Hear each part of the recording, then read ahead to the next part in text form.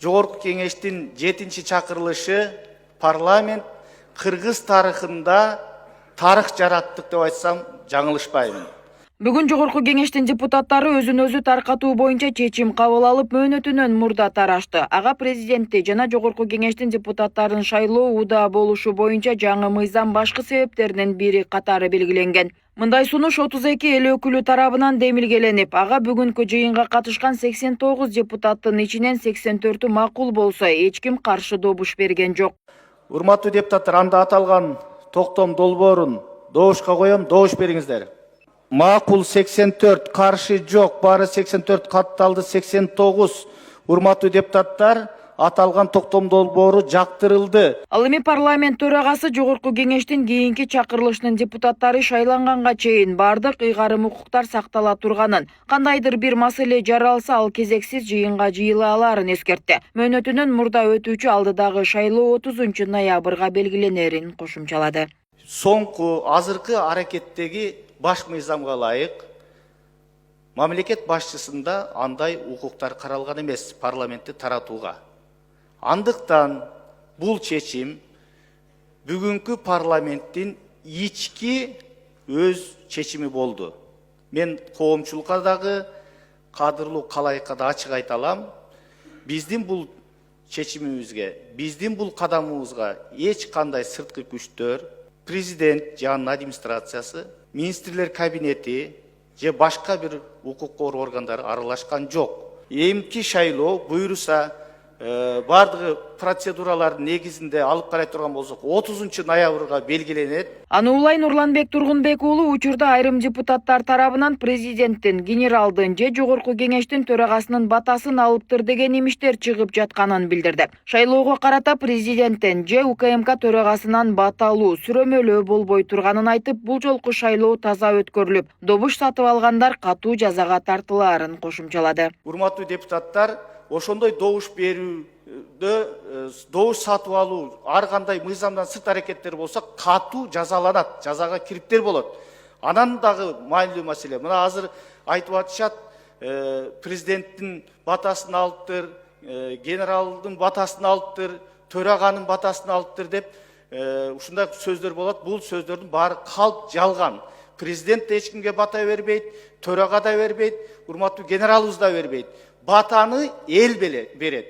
Элдин алдына баралы. Эл берсин батаны. Ошондуктан мындай сөздөрдүн бардыгы чындыкка кошпогон ушак, айың сөздөр. Ошон үчүн биз өткөндөн сабак алып, бирөөнү сүрөп, бир талапкерди же бир талапкерге атайла бут тосуп, анан шайлоонун жыйынтыгын ызычуу менен же дагы бир саясий кырдаал менен коштогубуз келбейт. Бүгүнкү бийлик таза, адилет шайлоону көздөйт. Бирок депутат Назира Нарматова Жогорку кеңешти таркатуу демилгеси коомчулукта суроолорду жаратып жатканын айтып чыкты. Ал аталган демилгени колдоого алганы менен депутат болуп келгенине 1 жыл боло элек айрым кесиптештери парламентти таркатуу демилгесин көтөрүп чыкканын сынга алды. Болгондо дагы эң акыры келгениге 6 айда боло элек, 1 жыл, 1,5 жыл, 2 жыл боло элек депутаттардын келе калып туруп, кете калам деп туруп демилге көтөргөнү коомчулукта түрдүү пикирди жаратты да. Болгондо дагы 3 вице-спикердин бардыгы кетем деп жарыялык кылып атат. 6 комитеттин төрагасы кетем деп маселе көтөрүп атат. Эгерде ошончолук биз катардагы парламенттер иштегенге мүмкүнчүлүк түзүп берсек, алар тарайбыз дей турган болсо, анда кеткилери келсе өздөрү арызын жазып кете берсе болмок экен, аркасында катарда күтүп жылдап турган кандидаттар келип отурмак. Ал эми парламентти таратуу боюнча али 4 жылга дагы иштей элекпиз. Бул чакырылышта 5-жылды жакшынакай иштеп, июль-августта эс албастан ошондо шайлоодо өткөрүп, сентябрда кайра келип калса деле болмок. Эми ушунчалык маселе болуп комитетте болгондон кийин мен бул мыйзамдын долбоорун колдойм. Ал эми өзүн өзү таркатуу чечимин кабыл алган 7-чакырылыштын депутаттары бүгүнкү акыркы жыйында бир катар мыйзам долбоорлорун карады. Анда Ош облусунун Алай районундагы Гүлчү айыл аймагын райондук маанидеги шаар катары таануу тууралуу мыйзам долбоорун 3 окуудан өткөрсө, айыл өкмөт башчыларын дайындоо тартибине өзгөртүү киргизүү тууралуу мыйзам долбоору 3 окууда каралып жактырылды. Негизинен бүгүнкү күн тартибине киргизилген 33 маселенин баарын тарап кетүү алдында турган эл өкүлдөрү түшкө чейин эле карап кабыл алышты.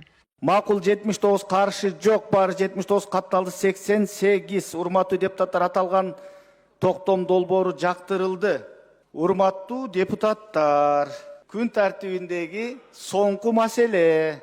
Мыйзамга ылайык Жогорку кеңеш өзүн өзү таркаткан күндөн тартып 5 күндүн ичинде президент кезексиз шайлоону дайындайт. Мамлекет башчынын жарлыгы кол коюлган күндөн тартып 3 күн ичинде жалпыга маалымдоо каражаттарына расмий жарыяланууга тийиш. Шайлоо дайындалгандан кийин 45 күндөн кечиктирбестен добуш берүү өткөрүлүшү керек. Белгилей кетсек, Жогорку кеңеш быйыл кабыл алган жаңы мыйзамга ылайык келе турган парламент 30 көп мандаттуу аймактык шайлоо округунан түзүлөт. Алардын ар биринен 3 депутат шайланат.